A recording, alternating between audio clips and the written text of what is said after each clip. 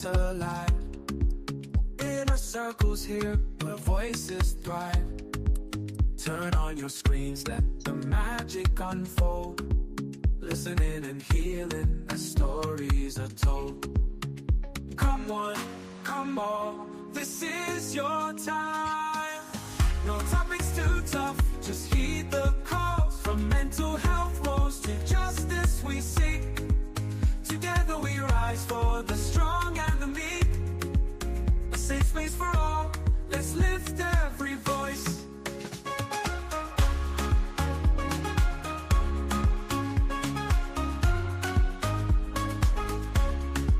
Inner Circle podcast where hearts unite. Sharing our truths, bringing hope to the light. Community strong. Good evening, everyone, and welcome to another episode of the Inner Circle podcast. It's been a minute.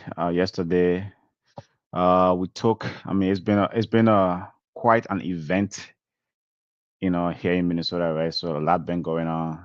The weather, the crackdowns, and so tonight we are discussing the rising virtual towards immigrants. So welcome to the show. I'm your host, Abe Kamara. Today is Tuesday, December 9th. The year is almost over. The year is almost over. Hope you planning for 2026. 2025 is almost in the rearview mirror. But my co-host, Miss B, is here with me tonight. My regular Tuesday guy couldn't be here tonight. He's not feeling well. And me, when you're in the Midwest, man, the weather is like right now Hot. we are get we are getting smoke with snow. They say we might get like 10 to 12 inches. So in some parts of Minnesota tonight. So when you're in the Midwest, man, the weather keep hitting. But Peterson could not be here with us tonight. So Miss B is here with me to discuss this very, very important topic. Miss B, welcome to the show. Good evening, everyone. It's your girl, Miss B. I'm here on a Tuesday. So, what is this? Thirsty Tuesday? Exactly. Exactly. Yeah, So, yeah. yeah, we have a lot to dissect. It's a lot happening out here, folks. Life is lifing, unfortunately. No, life gotta go on. Nothing stops life. No matter what situation you're going through, no matter your condition, no matter the crackdowns, no matter what, life must life. So but anyways, folks, you can contribute to the conversation tonight by putting a comment in the chat. Also, follow us on Facebook, Twitter, LinkedIn, Spotify, Apple Podcasts, wherever you get your podcasts, fit everywhere. But Miss B, man, before we get into this topic, right? Just, it's like I would say maybe like what's on your mind before I come to what's on my mind. What's on your mind tonight? I know there's a lot going on. The In the snow, community. Huh? the snow. Okay, there's no say more. Minnesota has made her return. Mm, Oh okay. no, because no winter we can blame it on old man. Old man Winter has made his return. He's been gone. He's been hibernating. He's been resting from us for the last 4 years. So we had gotten used to no snow, no real cold, until maybe January, February, because it was literally uh coming into this year. It had not snowed yet. Coming into 2025 winter, it had not snowed yet, right? And so it's really alarming that since November 27th, I think the day before Thanksgiving, or was that Thanksgiving Day, it has been snowing and it has not let up on us. And today is another snowstorm. It started at 1 p.m. this afternoon and is going to go all the way until 3 a.m. tomorrow morning. You So see, it's a lot of uh, snow out there.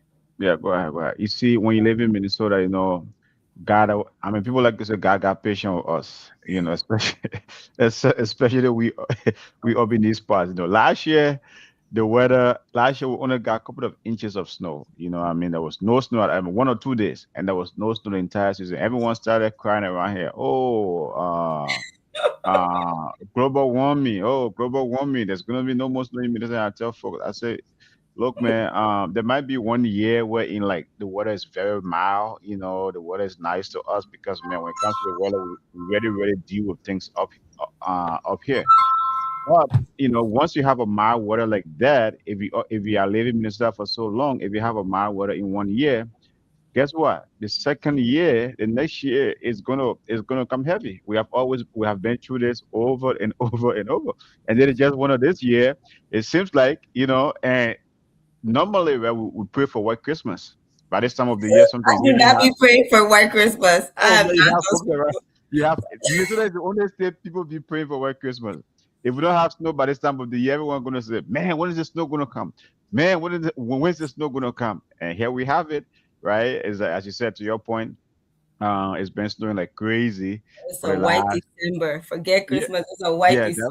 definitely, and then it's not even gonna let up. I think this whole December, and we are not even getting started yet, right?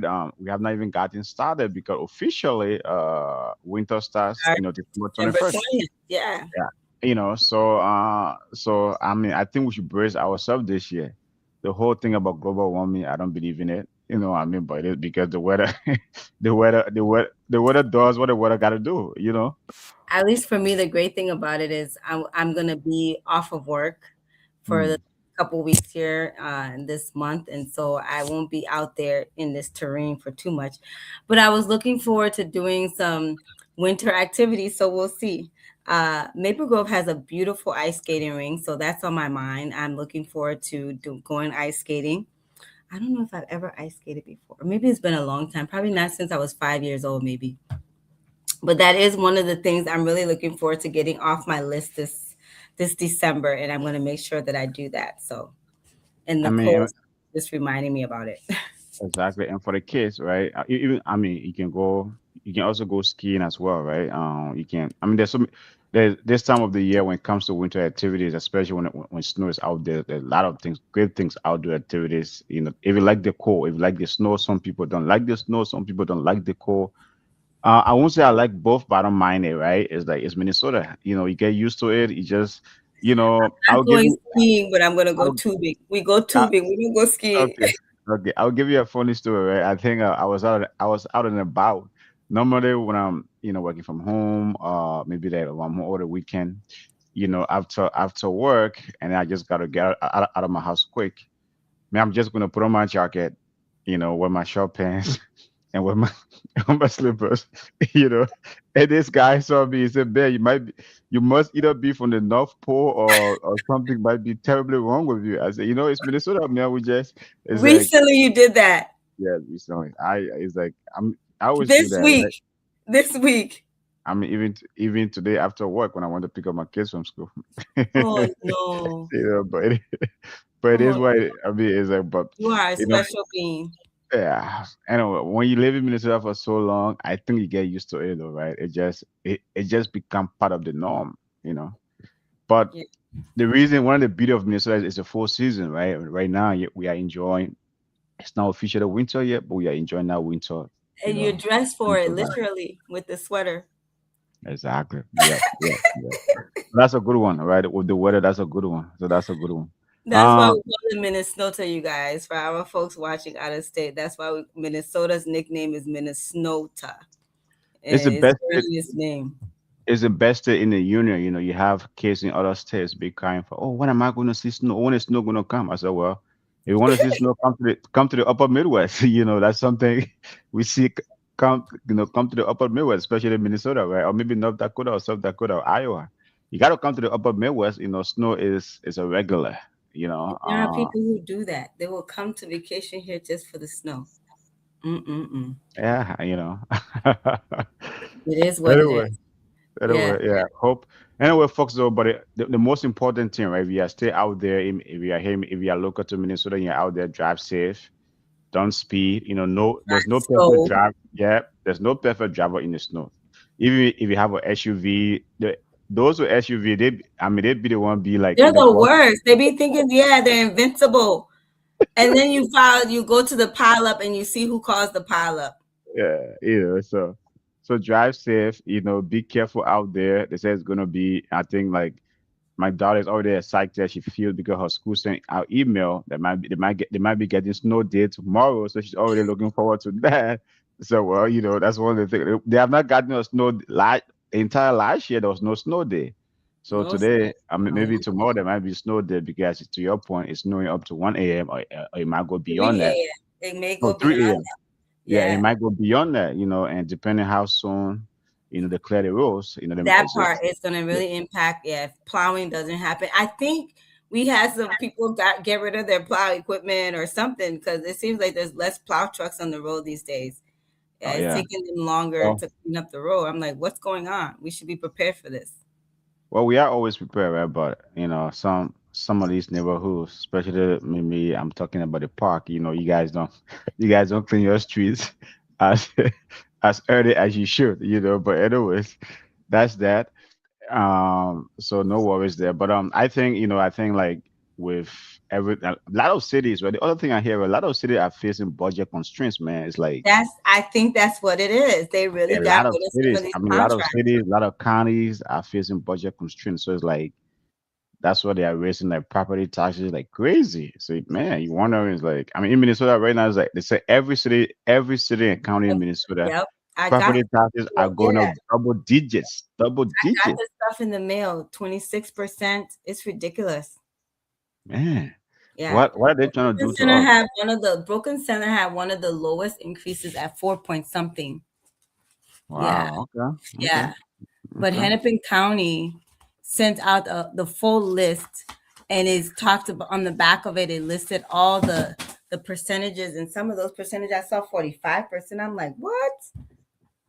Yeah, it's crazy. Yeah. Yeah. So if you don't have snowplow in your areas, maybe your city or your county or or the state as a whole, right? It's cutting back on. They are only trying to do the needful. The That was needful. an expensive contract, Abraham. So just imagine, it hurt me when we bought the strip mall in 2023.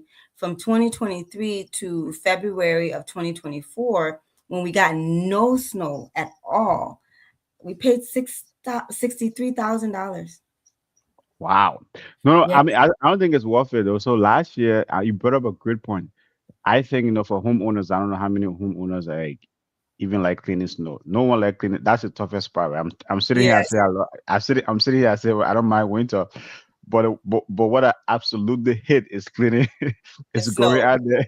Is going out there having to clean my driveway. That stuff is crazy. And last year I said, you know what? Let me maybe try to do a contract. It's just expensive for no reason. And sometimes they only do like if you have like I think 2 inches or less, they don't bother. Yep.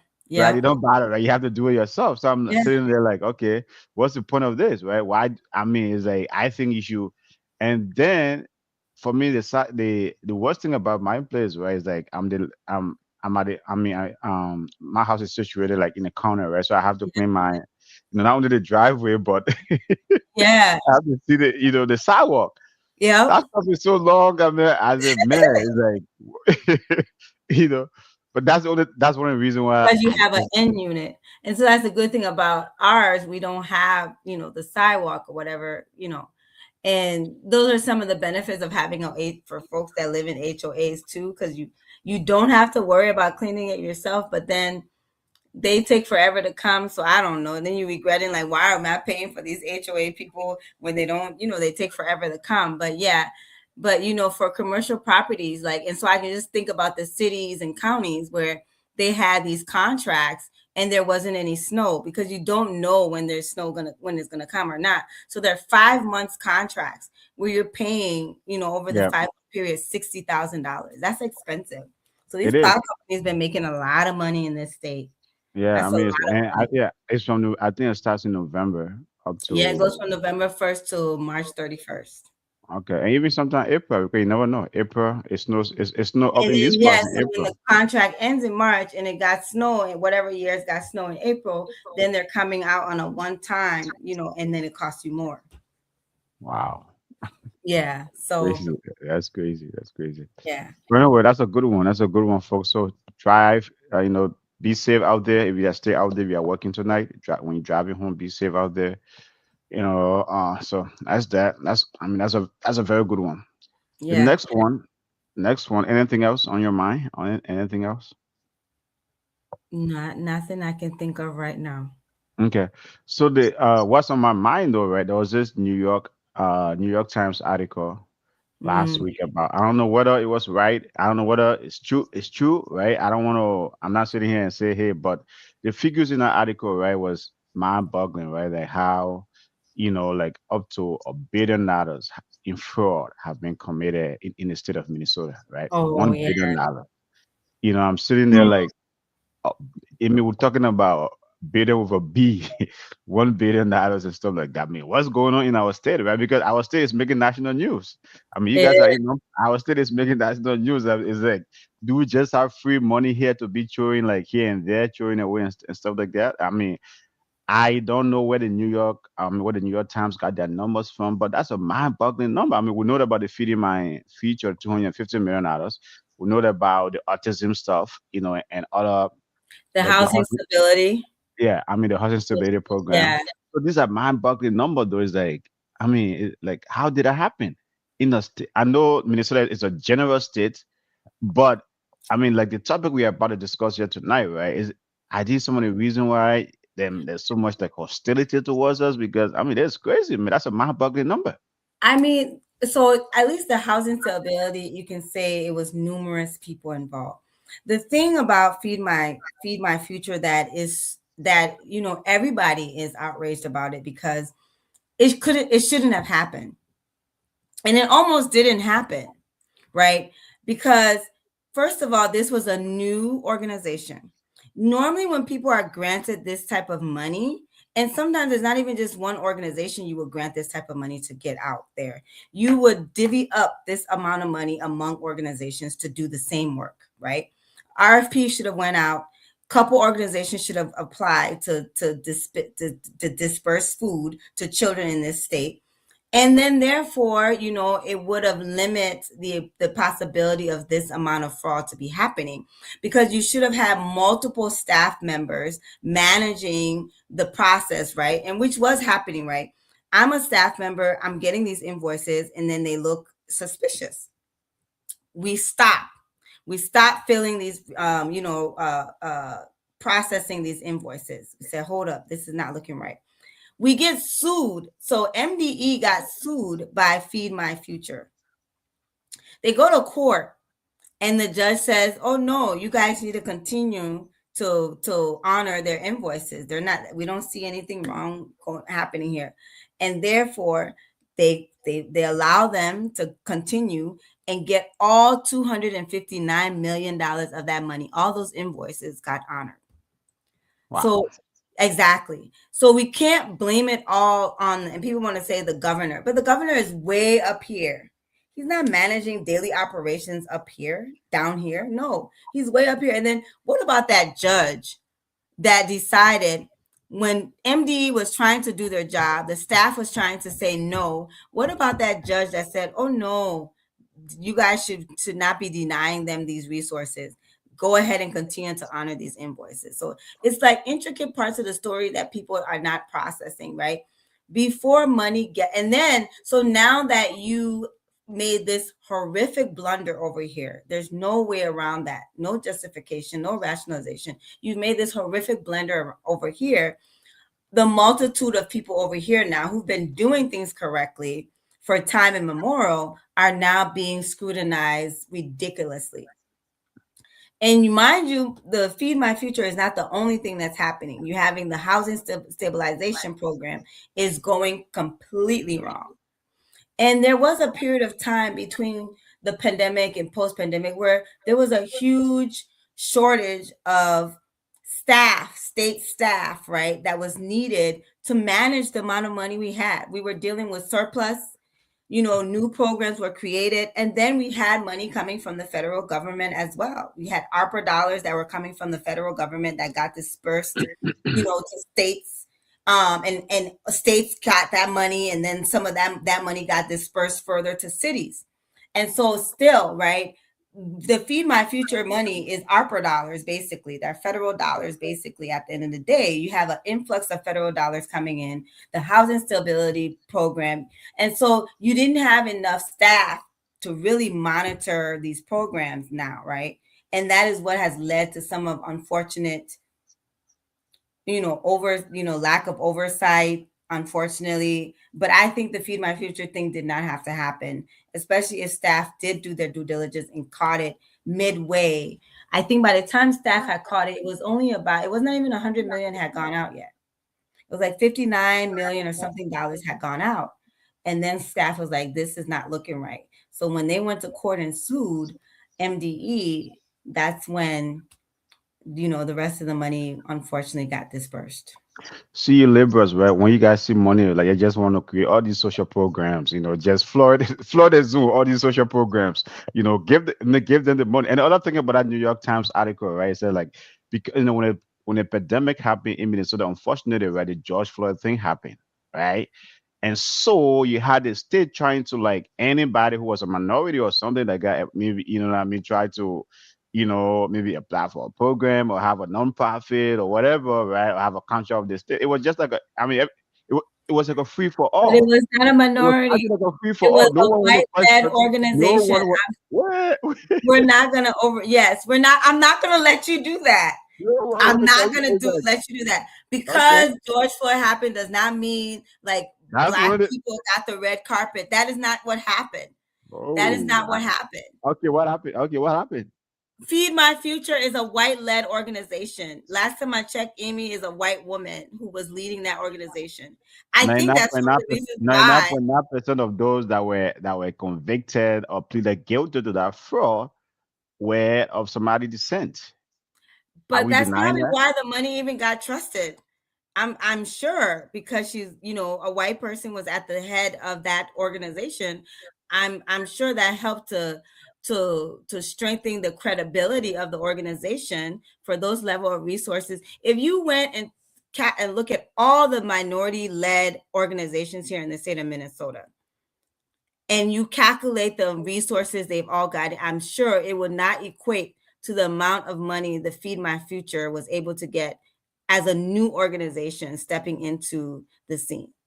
Just take all the money, all the minority-led organizations that are here. I'm not saying organizations that serve minority people. I'm saying organizations that are led by minority people. As the executive director is in the leadership position, and that person is a person of color, I don't think if you calculated all the resources that those organizations have gotten over time to equate to a $259 million grant. That's a lot of money. I myself is like, wow. But is that the only thing, right? I mean, again, let me just remind our viewers and our audience out there, right? It's according to the article, right? And I mean, the state has not denied those numbers. $1 billion has been lost to fraud since 2020, since the pandemic. And it's not only, I mean, the FEMA feature story is talking about is 259 million, but then there's the autism program, there's the housing stabilization. So like it's millions and millions and millions of dollars that just kept going Yes, through but that I one is mean the just kept biggest going through the single door. program. That was the biggest Oh single yeah, program. So of course yeah. it gets highlighted. But at the end of the day, you're right? It was multiple programs. And I want to believe that those issues happen because of lack of staffing, right? You just because So when you if the state never had enough staff, why give this money out? It's like because money has why? deadlines. It has deadlines. It's if the state gives you money as an entity, you have a certain amount of time within you have to spend that money. When you don't spend that money gets recaptured back to the state, right? And so even with the federal ARPA dollars, it had deadlines that needed to be met. So when you didn't spend those money, you as a state now, you would lose that money. It would go back to the federal government, end up in their budget, and they get to redistribute it again to other places. And so I'm sure it's some of those components and nuances that influence the urgency to get the resources spent, right? It doesn't dismiss the fact that the negligence still happened, right? I want to believe maybe we should have asked for extension and given ourselves more time as a state to gain the capacity to be able to have the oversight that it needed to make sure that dollars were not abused and mixed and misused in a way. Because the reality is some people did benefit from these programs, right? It's not to say people didn't benefit from the programs, right? It housed people. The unfortunate thing that happened was if it was only housing Abraham and Denise, now we're multiplying Abraham and Denise times 4 is being housed when honestly it was only 2 people being housed. Those are some of the mistakes that happened through the program, right? And whereas, but at least at the end of the day, we got housed. And so we, when I say we, the people that needs the resources, unfortunately, are the real victims, right? And the only real victims out of this, right? These are people who went and made this money off of the backs of these people who really needed these services, is now they're without. It's unfortunate they don't have these services anymore. Yeah, I think, I mean, as I said again, I will repeat myself here, right? When you liberals see money, you guys just go crazy to create all these social programs. I don't think it was necessary. I don't think there was no rush. What was the rush? It's like because you had like $2 trillion flood in the economy, and then when the Biden people came, they flooded another $3 trillion. So like you guys thought like we should just spend this money, we got to spend this money, we got to spend the money, and just you're just like throwing it through me out the door, Well, right? And government shouldn't have put a timeline. Government shouldn't have put a timeline. If you think about, if they had given states 5 years to spend that money, this would not have happened, right? Because right now, for the first time, Minnesota might be experiencing a deficit. I mean, it's not the first time, but it's been a long time, right?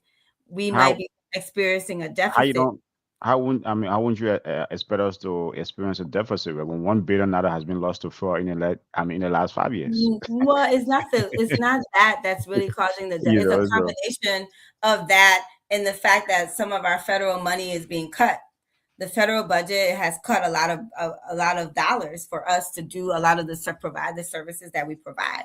And so therefore now we don't have those resources. That too is going to cost a deficit, right? So you had an influx of all this money. I think we should have given people proper time to spend the money. The idea that you would put out this money out there, right? And then say you got 18 months to spend, and money that of this amount probably normally would have been like a 3 to 5 year budget, right? So we were in a pandemic. Why were we rushing people to spend this money? You didn't know how long the pandemic was going to last. What is because the you guys saw free money. pandemic? Once you guys see free money, it's It's like not it's, us. I said the federal government dispersed this money, come which on. was a Republican administration, First of all, you never dispersed needed this it. money and What gave was a feeding my I timeline. mean feeding my feature? You never needed. I mean, when you hear how that crime was committed, right? It said it's like people establishing restaurant here and there, right? It said it was feeding like 1,000 kids. So like, are these people crazy? It's And like it's so really? unfortunate because I'm sure 1,000 kids really needed to be fed. But the Where? capacity you would need, Where? no, Where? they were needed to be fed, and kids would get Where? fed. Because if you think, what do you mean where? First of all, schools have done a lot of things differently since the pandemic and learn. So now we feed kids throughout the summer. So just think, if that money was still available, and I know that budget is getting tight, that money was still available, it could have went to school districts to help to feed students. And we could be feeding kids on the weekend, because the reality is there's a lot of kids that go unfed. We talked about it in the 42 million people. Of the 42 million people that are receiving SNAP benefits, 15 million of them is kids. Why is it so hard to feed people in this country, the wealthiest country in the world? We waste like how many tons of food on a regular basis? We're talking semi truck size of food get wasted just from Walmart grocery stores, let alone restaurants, right? And so why is feeding children so hard to do in this country? Like, it should just be, I'm a child, I can go anywhere anytime and get free food from anybody, honestly, right? But of course, that's the liberal in me again. So I know you, before you even go there, let me just go there for you. But yeah, but the real thing I'm worried about is this is really going to affect our elections. I'm seeing articles like that one where you have our governor is on one side, and then you have the 1 billion on the other side, and he looks like this. And so that's scary, right? The political climate here is not looking good for No, I another mean, it's like we Democrat need. holding that seat. It really isn't. I mean, we need to take it from you guys because you guys don't know how to manage state resources, right? It's like We we try you do. guys, We we do. try you guys, and you guys, We do. you acted all your The social last time you programs, guys were there was Tim Pawlenty, and I think that's the last time we were in a deficit. it's like $1 billion. I mean, I'm just saying, man. It's But like, you bring social programs too. You drop the taxes for the wealthy, and then we fall in a deficit. So everybody has their form of a social program. We want to help the poor. Y'all want to help the uber rich. We okay, need to come okay. together and find a happy middle. Okay. And I think And that's the politics of it. That's what we're missing when it comes to government. It's like we need to find a real legitimate happy middle, not y'all happy middle. anyway, I mean, it's like Governor Walz, man. Next year will be. I mean, I know you're running for a third term, man, but we need a Republican in there to clean things up. I'm just saying. He's gonna go. He's gonna go. He's gonna win, and he's gonna tighten things You up. we But need a tightening Republican things in up, there to does clean. that I mean, mean to clean things up next year, right? does Is that cleaning things up means that now we're attacking immigrants? Getting into our topic for tonight, the rising vitriol um towards immigrants. It's like, okay, does tightening things up means now we're going to our target? no? I'm not saying that, right? And that's what I'm saying. Like, no matter, I think this topic is an important topic. No matter what your political affiliation is, right? To me, I've always said, right, the one thing, I don't agree with the administration. I voted for them. It's my administration, right? There are a lot of policies that I do agree. The one thing that I absolutely don't agree with is the whole immigration thing because I don't get it. Doesn't make sense to me. And then now to me that for it to be amplified in a way like immigrants are being called names, right? I know, like, the fact that $1 billion has been missing since 2020, but for the president to me and refer to the Somali community as garbage, to me, I think that was sometimes he likes to joke, right? But certain things goes too far. No, sometimes that's just him, right? It's like he he likes to joke, sometimes he might is like he likes to do some diet jokes. I'm not sitting here defending it, right? I'm just saying sometimes that he goes too far with things. So like, and then there's just so much virtue towards immigrants everywhere you turn. It's like immigrant. I mean, some of like if you look at those that are even being arrested, said they are the worst of the worst. They're hardcore criminals. When you look at it, and then when you dig deeper, maybe someone just you know, uh, got a DUI. That is something that happens in this country. To the average American citizen Also, on a and regular also, basis. I mean, regular politicians, elected There you go. officials, Yep. everybody, it's like those that consume alcohol. Sometimes it's just if you haven't gotten a DUI, because sometimes people do dumb stuff, right? Someone will go and get a drink and get behind the wheel. At some point in life, some folks have done it, and it's just a part of life in America. Those things happens. So that some of the petty crimes, you have someone here for 50 years. Out of a sudden, that person is getting arrested and getting deported to a country he or she doesn't even have never been to. So some of these But things, that's why we have a justice system, right? Why are we using immigration to be the justice system, right? That's not the job of immigration. And so I agree with you, right? If we're saying people are causing these so-called high crimes, let's put them through the justice system. We have them for a reason. God knows we want to we want to continue to fill these jails, right? We have the highest amount of people incarcerated in the world. We don't have the largest human population, but we have the largest population of incarcerated people in the world.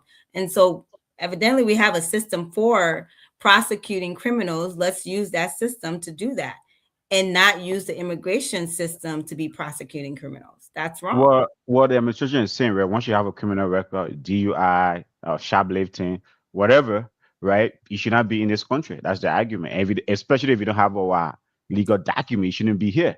They don't want to house you in a jail where they have to pay for that. They are saying if you are immigrant and you commit a crime and you are here, you should get out. I mean, those are you shouldn't be here. So And at and what to point me, are we classifying immigrant status? Then a lot of them shouldn't be here either. well, I mean, you know, they are saying if you came to this country, and even if you don't have citizenship, right? Even if you have a green card, and now there was some of the scary part about it, right? They are canceling like citizenship Citizenship, interviews. nobody's safe. Nobody's They safe. are No canceling matter what, citizenship where you interviews. work, They what are they are sector. canceling visas. They are canceling Yep, student visas. Even students that are yep. here, student visas are being canceled. I mean, it's like it's Political going to. asylums are not being processed. If they have renewed you, you're being only renewed for 18 months. and that's just to get people out of status. So ultimately, once you're out of status, you can be detained. You are now considered undocumented. And so we're going to have, probably for the first time in a while, since we've had somewhat of an immigration structure, we're probably going to have the highest amount of people out of status with what's going on. If we're refusing to renew, and if we're only renewing at 18 months, and then just think about the backlog. So here's a department that's going to be probably very understaffed, or may become highly staffed depending on where we prioritize capacity. But I'm sure, immigration was having problems keeping up with their backlog, and that's why, a lot of these things we're saying, hey, if we renew your work permit, it's renewed for 5 years, or your asylum, your work authorization under that is. That's why it was giving lengthy times to these renewals, so they would get an opportunity to catch up with the backlog, and now it's about to be even worse. Yeah, when it comes to backlog, within the immigration system, it's always, even before this new immigration crackdown, there was a huge, huge backlog. Yes. I know the friend, right? His interview was scheduled, I think 2028 or 2029. You wonder, you say, whoa, really? Who's ever going to get to you? It's like, so there's always been a And is that huge. interview even going to happen at this rate now? Well, now it's like everything is in limbo, right? Everything is in limbo. It's like we are just experiencing that right now in Minnesota, but other communities have experienced it, right? When ICE comes, so many people. Sometimes I'm not going to say innocent people, right? Because I don't know the situation, but so many people with family are getting caught up in these situations, right? It's like, you know, someone with their wife and kids, is Yeah. getting arrested by ICE and taken away. Yeah. It's like, so some of these stories, when you hear them, they are so sad, they are so heartbroken, and you wonder, okay, what is the end goal here? What are we trying to achieve? Why are we? Where is like? Economic impact, the economic impact, and the That's safety. going to come, right? That's going to Yeah, come. the To safety. me, I think the administration is shooting themselves in the foot because Yeah, because this when is a safety concern. Because when you think about communities that will have households that are not going to be whole, because maybe that breadwinner is not gone, maybe that father figure is not gone, right? And now people are going to try to utilize any means necessary to keep things afloat, to keep their family afloat, right? And you don't know what kind of support system that individual or individuals, because some of these households, both mom and dad, yeah, right? And we think about the foster care system, or the child welfare, child care system in this country is already overwhelmed and spread thin. Then you add, this is another way in which it's going to become even worse, right? And every avenue you can think about is going to be affected. So economies, you're going to see neighborhoods looking differently, looking like ghost town. Like literally right now, the Kamal Mall is shut down. Like, wow, yeah, it's like a wow, ghost town. yeah. It's like South Minneapolis, Minneapolis as a whole, right? There's a lot of Somali restaurants, are empty. Restaurants, the grocery stores, both for Latinos and Somalis, is very scarce. For the Latino community, right, that's been going on almost like all over the country, right? In Charlotte, North Carolina, right? Atlanta, Georgia, or Chicago. All of these Latino communities, or New Orleans, like New Orleans, right? The same time Minneapolis where it's happening, right? New Orleans, they are doing something there. Places are empty.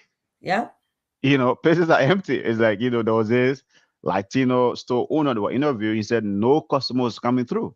yep, He said, like, so there's this whole, it's taking a lot of toll on a lot of, what I yes. mean, a huge toll on a lot of immigrant communities. Like, okay, This is again, what, going to impact our economy.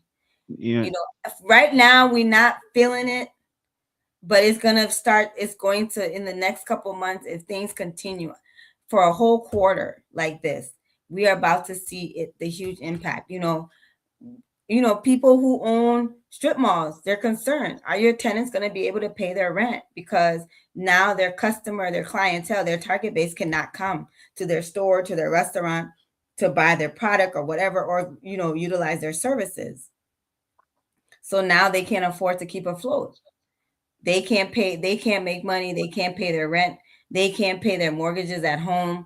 I mean, it's just it's crazy. It's crazy to think Yeah. that. And then I was asking, members of the Somali community, I say, so what, how are people, so it's literally, if you're being advised, don't leave your house, have somebody else go to the store and buy groceries for you, get your resources and your supplies.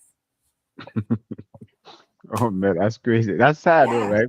I mean, it's that you can't believe. I can't believe, right, that we are having this conversation in 2025 in America, right? Where in like certain group, a lot of lot of immigrants have been targeted. I Yep. mean, it's like senselessly, I guess. I mean, it's like so many people, and like the thing about it, right? And I think Peterson and I had a similar discussion here, or something similar to this, where it's like there's this whole surge in hostility, but it seems like everyone is like becoming so numb to it, right? The media just saying, "Oh no, there's this city that the next one is going to be in this city." But to your part, I mean, to your point, the human impact is not being reported enough. I don't think. Hmm. Is like the immigrant story, right? The impact these things are having, right? Where families are getting split, where in like, the economic impact, where in like you have whole communities that are becoming empty. No one's going to these stores. Folks are not coming out. You have kids, where the emotional burden, where they are going to school worried. Because I mean, there was a situation at Oxford College, a 20-year-old student, ICE went there, even though they're not supposed to go to a private property, but they went to that private property and arrested that 20-year-old student, you Yep. know.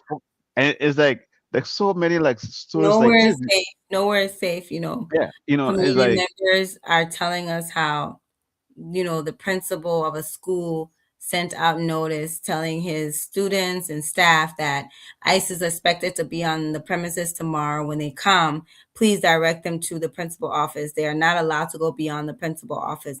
But just the idea, you got it. And school says admissions are dropping, right? So, and absences are increasing. Parents are not allowing their students to go to school, their kids to go to school. It's like nowhere is safe. Nobody is safe.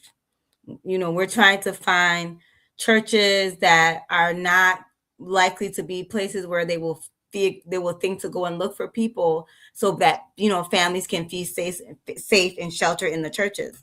Just all types of strategy that you wouldn't think you would have to be trying to maneuver in 2025 to keep your community safe and keep people in place. yeah. I mean, as I said, like many since the whole thing started, I'm wondering every day to myself. We have talked to politicians on here. It's like, okay, how did we get here? Why is it like immigrants are being scapegoated? And things like that. And actually, when you look at America, where immigrants have contributed so much to this country, no matter where immigrants come from, right? Like whether from third world countries, as they like to say, from Africa, from wherever. I think immigrants have contributed so much towards this country, and I don't think they are taking away resources, right? There are some bad apples. There are some folks out there who do some bad stuff, but I don't think that should be put on like every immigrant. And even like for me, I'm against open borders, right? But even some of those folks that came, like people come to America, right? Most of the time for economic opportunity to help their family. And you don't blame them. I mean, in most parts of the world, there's gang violence, there's civil war, there's so many stuff going on. And if you can come to America where in like there's this freedom, right? I mean, the job opportunities are here, and you can try to raise your family and a living. Gosh, what I mean, I don't think there's anything wrong with that, right? Is that because these folks come here, especially like if you look at our Latino brothers and sisters, they are the one building houses, man. Okay, they are the one mowing those lawns. You know what I mean? And things like that, right? They do so much stuff. They are the one on these farms. You Even know, the White House that's being rebuilt at this moment, I'm sure they're hiring some Latinos to take on that contract and build that space. Um, it's just ridiculous. It's 20. I mean, technically, nobody feels safe. Like right now, Black immigrants are being targeted. Latino immigrants are being targeted. But the reality, like you said, it's not. I don't feel safer because I'm okay. At first, maybe people was like think, oh, it's the Latinos, but it's like no. So now, if it's Black immigrants, at the end of the day, we're not easily. You can't look at somebody and tell whether they're African, right, or not. And so the risk that we're going to run into is that the wrong people may start being detained. And I'm sure it's already happening. If I don't know about it Yeah. personally, but I'm sure it's already happening. Yeah, I mean, And so, there has been so many media reports about U.S. citizens getting detained. You know, there was a Somali citizen, U.S. citizen that got detained, but eventually got released. You know, and then even in the Somali community, even in the Latino community, they are advising their folks. So if you are a U.S. citizen, carry your yeah, passport card with you at yeah. all times. You I know. know people who, yeah, it's so unfortunate. I was checking on, one of somebody that works at another organization. I was checking on them today, and it was like, well, this is the thing. I have to carry my what is it? The not the actual passport, the passport card. Hmm. Yeah, I have to carry the passport card. And I'm like, passport card? I didn't even know that was a thing. Yeah. So there you can have your passbook and then they have a passport card. Why do people even think to get that as an immigrant? Here it is Well, now. a It's like they passport need card, it. I mean, passport. I mean, you don't have a passport card. You travel a lot. You travel international. You don't have a passport card. I don't Passport have the card is, card. I just have the book, oh, okay. No, a passport card is easier, right? Like if you're traveling to Canada or even to Mexico, you can easily take it with you. You don't have to use your the book. passport. Yeah, Exactly. Well, yeah. today You know what I was, mean? yeah, when I So that's what really a lot of learned. folks. I do have a passport card, and that's the only reason, I got it because sometimes like I don't want to use my passport, and things like So are that. you But traveling with your passport card too? I don't have a real ID, so when I'm flying, I always use my passport card. I didn't want to pay extra for the real ID, but that's a whole nother topic, right? I'm hearing TSA says where everybody gotta get a real ID, or then beginning February of 2026, they will be charging $40 extra. So So if you they'll don't, not honor the passport either anymore. they want a What's real more ID. what's more real than my passport? If you are flying international, I think that's the only reason I need to get Well, clarity then on that. But what's the point of passports? You may as well get rid of them. no, well, when you're traveling international, right, you don't need your ID, you need your passport. So that's what the passport is for when you're traveling international. But locally, they want you to get a real ID. So by February of 2026, if you don't have a real ID, I think TSA is gonna charge you I'm $40. prioritizing it over the Christmas Oh, break. you don't have it? Okay, well, I I don't have think none of the above. I've avoided getting it. I avoided getting it I totally, just but I haven't think had the time. I'm not the kind of person that goes to a DMV. First of all, I don't like anything that causes me to have to be in person. I do everything electronically in my life. And so post office, banks, DMV is not they don't it never comes up. It never comes up for me. And so yeah, I have to find the time to go and wait in line, maybe the longest line ever, and get me a real ID. But I'm gonna well, do it.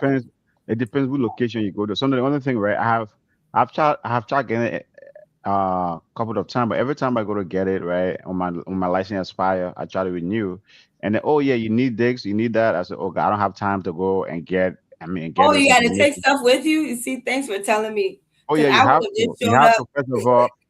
to prove your citizenship, and then you have to carry bills. I mean, some kind of a bill in your name at your home address, Oh and things wow. like that. So you have to. So I think like you have to carry two or three documents that are required for a real ID.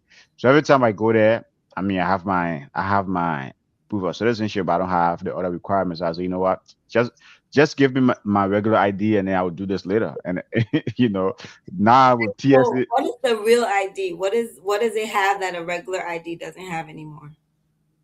Well, after 9/11, the real idea thing came about after 9/11, right? It's like I don't know Is it what, because it can't be duplicated? Like something like why that. I think. somebody just found a thing to do? I think right. Somebody just found a new thing to put in place for us. I mean, the security features for real ID is so different, right? It's like it was after nine Oh, eleven, which is like 20. I mean, 20 plus years ago, right? 25 years ago, or 24 years ago now. It was after 9/11 when Congress passed the law that to fly on a airplane, you need a real ID, or to go into a federal building, you need a real ID or a passport, and things like that. So, but then they flying passed now, that with the understanding that the real ID's mechanism will do what? Like well, maybe it might I don't even know. prevent. I mean, it might prevent the wrong folks obtaining it because when you go get a real ID, Versus when you go get a regular driver's license, the process is easier, very Okay. easy when you go get it. Yeah, but getting a real ID, number one, so they have to prove that you are either you are legally allowed to be in the United States legally. Okay, that's no if and buts about legally that you are allowed to be here. And so you have to, I said you have to present certain documents, before you can get that real ID. I've seen, as when I went to renew my license recently, there was this lady, she was in line, she was waiting. Oh, I came to get my real ID. And then when she got to the counter, they asked her, "Do you have XYZ?" She said no. Okay. She was so frustrated, right? But it's just what it is. It's like you have to remember and you have to know that you have to take it. I mean, you have to take this with you, So, but so people travel with their passport card, right, to avoid not They're to get keeping it deported. around, yeah. I mean, And I'm just like, at do they approach you and be like, can you show me identification? Is there even that time, or do they just, because everything I've seen ICE do has been really aggressive. So at one yeah, point, they actually there was this incident in Chicago, right, and a journalist actually recorded it. You know, like ICE can stop you, right, and ask you, we need proof of your citizenship. That's happened. It happened in Chicago. I think it happened recently here in Minneapolis. You mm-hmm, know, and things like that. And I think that's how this Somali girl who is a U.S. citizen. That's mm-hmm. how she got arrested, right? Because when they approached her, she never had any documents to prove that she was a citizen. And so now in the Somali community, and especially and then also in the Latino community all over this country, they are telling their folks, if you are a citizen, carry your documents with you at all times, so that when you have an But encounter with ICE, why doesn't the administration think about that step in the process, that it is not norm for our citizens to carry around document proving citizenship? So how is that the process when you, as ICE, you can just approach people and demand to see such information? Because well, it's I mean, they not said norm. it's sometimes, right, they are justifying it as a mistaken identity, right? They might see Miss B, they say, hey, you looked at someone we are looking for. Okay. Okay, who happens to have a criminal record. And so can you prove to us that you're not that person, or you don't have, or you're a citizen, and stuff like that? And if you can't prove it, guess what? You might So find yourself at a why wouldn't the ID, my regular ID or identification card or driver's license suffice? well, that is a question. We'll refer you to Christian Norm to answer that. Okay, Well, because I if mean, I you just want to make sure, as me, as an American citizen, do I now have to be carrying something on my body, on my you person? just according to, I mean, you just said a short while ago that no one is safe, right? No one is safe. Yeah. Anyone could get stopped, get arrested. I mean, the scary part about the whole thing, and I think talk about it a couple of times now on this show. You could get arrested in Minnesota. The next minute you find yourself in Louisiana, Yep. okay, That's or what Oklahoma, happened.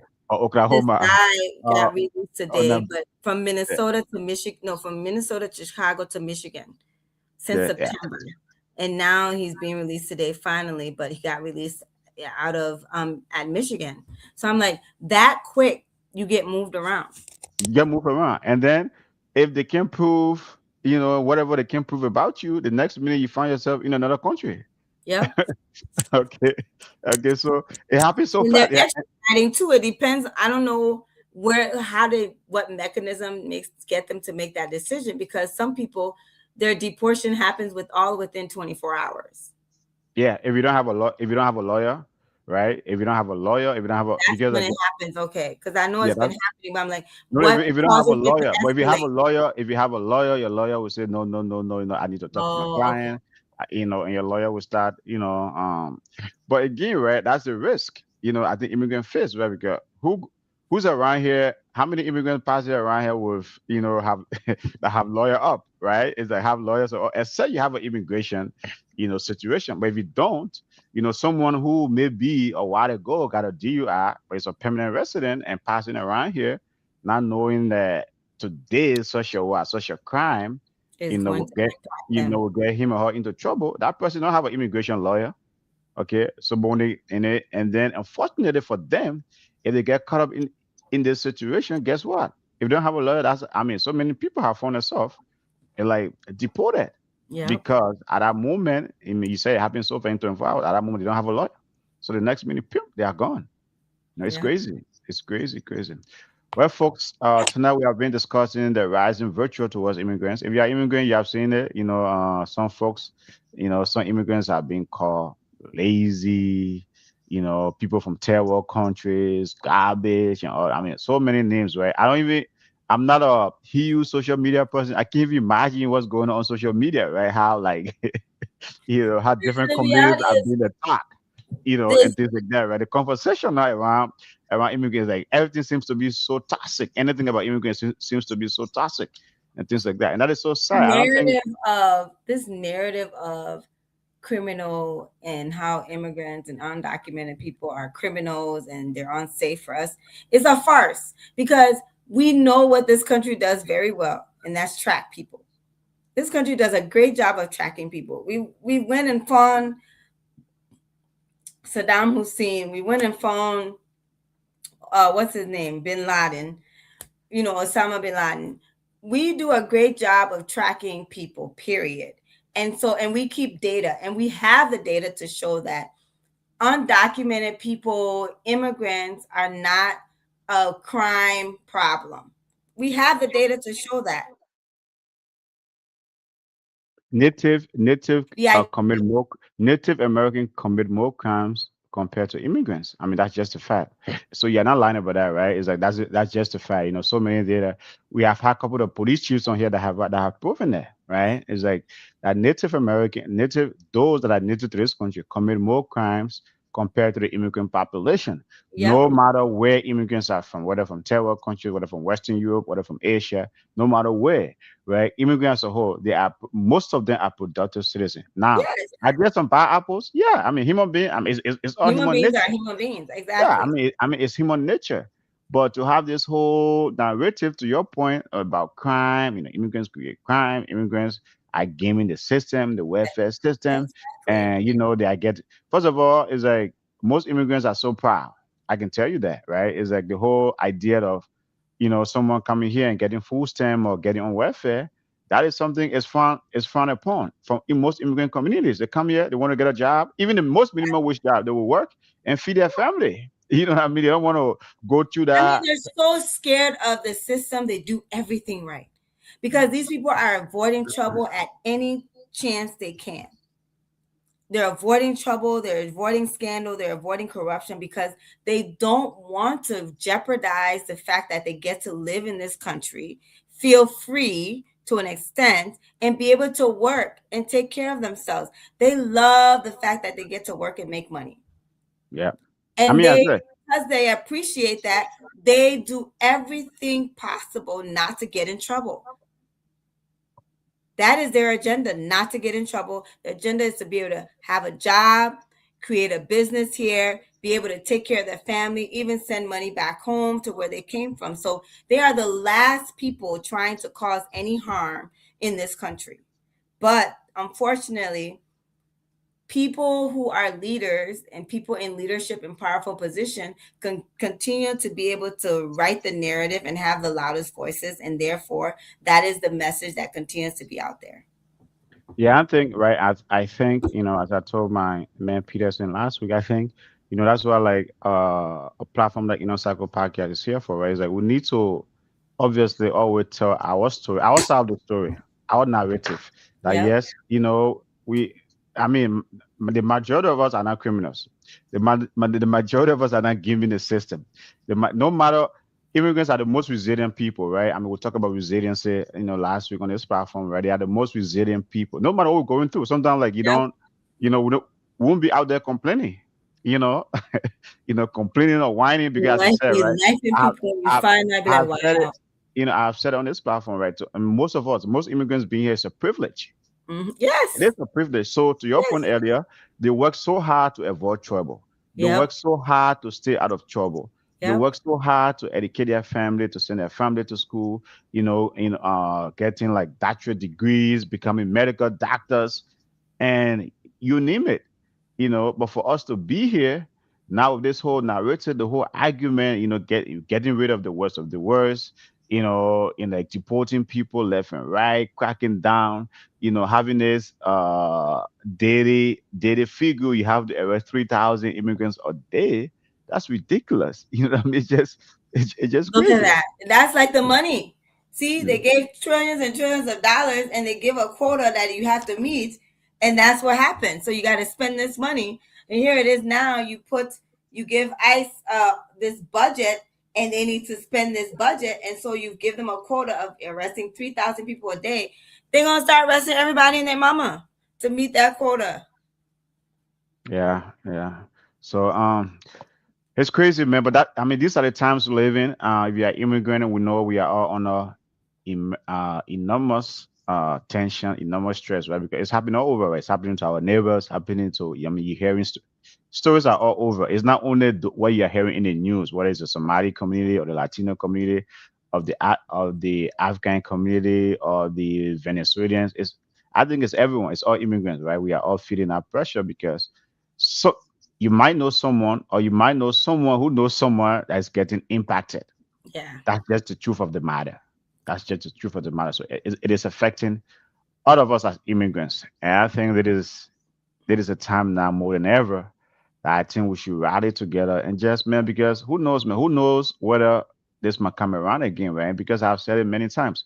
We are not telling our stories. There are so many immigrants that are making great contribution to this country, that are business owners, that are doctors, that are engineers, but their stories are not getting told. You're just hearing about someone who crossed the border illegally, someone who came here on student visa and then their visa expire, living here. They have been living here all their life, and then maybe they commit some kind of a petty crime, and then now it's like they are called the worst of the worst. So it's crazy, man. These are tough times, but I know as immigrants we are resilient. We shouldn't let up. We shouldn't give up. The negativity, the negative narrative, I think, hopefully and eventually, it should pass and it shall pass. I mean, to Ms. viewpoint, our political leaders are kind of contributing to this whole thing, where they are just Yeah. kind of giving immigrants bad rap, and to me, that's just beyond the pale, so And so I just want to give out some resources, you know, go ahead. that's been shared from the Minnesota State Senate DFL. Contact your United States Senator or representatives if you don't feel safe at all. There's a Know Your Rights fact sheets, and all this stuff can be found at the senatedfl.mn /immigration resources website. Um, there's a organization that is providing people with whistles, and it has a phone number on it that people can call to report ICE activity. You know, to report ICE activity if you see it happening in the neighborhood and let other people know. There's also legal assistance contacts for immigration lawyers and nonprofit legal services. There's hotlines and support services for urgent situations. There's advocacy and community support. So organizations that are providing advocacy and counseling and aid. And then there's mental health and housing assistance and more. So in this website, it's in Spanish, Hmong, Somali, and English, right? And so I've been sharing this link throughout my different WhatsApp groups, but the website is Minnesota Senate DFL.mn /immigration resources, or just put in there Minnesota immigration resources. You should be able to find this website. Again, call your senators and your representative's office if you feel you're in fear or your family member has been taken. Their offices, their team, they're all staff with all the right contact information to direct you accordingly to get access to different resources. Yeah. Well, fuck, this is a 1 hour show. We've been here for an hour, but I mean, there is right now. It's happening, right? It's like it's happening in Minneapolis, happening in New Orleans, it happening in Chicago. It's constant, right? That's the administration. That's one of the top priorities. So I don't think, for the next, 3.5 years or 3 years plus, we might still be living through this, but we should not give up. We should not let up. I think we should continue to, let our voice be heard. And the only thing I encourage folks, man, as Miss B is saying, if you encounter ICE, avoid violence, right? It's Oh like yeah. just peaceful protest, don't impede their, whatever it is that they are trying to do, don't get in their way. I think it should be respectful. It should be peaceful. Don't try to create chaos where it's not needed. Right? They're already trying to label us as criminals. we shouldn't we shouldn't get into that space where we should try to avoid it. So that's what. So I have to say to that. And On most that. of, I will say, most of the cities have vowed not to support ICE, not to work with ICE. And some of the police chiefs are saying, if you find you encounter yourself with, where you're interacting with somebody in an unmarked car, not in uniform, please do reach out to your local law enforcement. You feel free to call the police. You can call the police on ICE. And if anything, at least the police officer can be there to make sure that the environment is safe for everybody, right? And oftentimes, if they're not giving you the opportunity to provide the documentation that they're asking for, local law enforcement can be that bridge to help give you that opportunity to be able to respond, or give you the opportunity to give them whatever information that you need to give them. But you feel free to call the police. You can call the police on ICE. Okay. Well, that's a good information to know. But man, I know most immigrants are wondering, right, what do we do next? Is that what's next for our community? What's next for the immigrant community? No one knows, right? No one knows how all of this is going to end up. I mean, what's going to happen? But it is what it is, I guess. So, but again, man, this is one I was sure about Miss B. As we try to wrap this thing up, what is a message to folks out there that have been listening to us, that are going to listen to this segment, to our immigrants, brothers and sisters, man, out there that are worried tonight. I mean, it's like sometimes you already work, you live in America, you worried about paying your bills, you worried about so many other things, and then now you got to worry about ICE. It's crazy. But anyway, It is. And as you were asking me that question, the first thing that came to mind was Martin Luther King and his "I Have a Dream." what's It's your dream? 2020. It's 2025. My thing is 2025, and I believe Martin Luther King first gave that speech in 1963. Some, So sometime in the 60s. yeah, and so that speech is still very much relevant even in 2025. I know back then he was probably talking about solely about Black people and African American, but for me, I'm talking about human beings as a whole. When do we get to a society where it's about the humanity? It's about our humanity. That's what's Okay. resting on me right now. Yeah. Okay. Well, my party message would be, man, folks, just take it easy. I know I shouldn't sit here and say all those that are going through this thing, it's not stressful, it's not scary. It is, it's like having to think of going to bed that the next morning when you wake up, someone might be at your door, knocking on your door, and I mean, it's scary, right? There's so many, or maybe you might be walking down the street and you encounter an agent and say, "Show me your papers," or or whatever you. It's scary, So these are uncertain times, but I don't think we should give up. We should keep up the faith. I mean, Peterson and I said here last week, immigrant, we are very, very resilient. We have been through so much.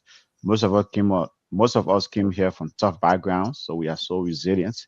But the other thing I would say, man, I know when it comes to our community, we like to take things for granted. We don't like to support one another, but it is a time to be, to just support one another. All immigrants, whether from Latin America, from Africa, wherever, we just gotta be there for one another, and that's what we are doing here on the Inner Cycle platform. We're trying to highlight these. Is that, man, a lot of folks are going through hell. Miss B said, like, if you go, I mean, most Latin Latino communities are empty. I mean, it's like it's scary to hear that it's a Somali Mall. What we call a Somali Mall, it's an empty space now because like folks are so afraid to go there, and things like that. So but let us keep the faith, let us keep working together, collaborating, and hopefully this too shall pass. But thank you so much for joining us tonight, folks. We'll be back here tomorrow. My co-host and I of our business segment it's going to be a good one tomorrow. So make sure you join us, and thank you so much for joining us. Sorry that we took a couple of days off, but it is what it is, right? We live in so many things happening, as the holiday season too. But we'll try to be here most nights. So thank you so much, folks, and you all have a good night. Never alone. Together as one, we've created a home. With laughter and love, we break down the walls. No topics too tough, just heed the call for mental health.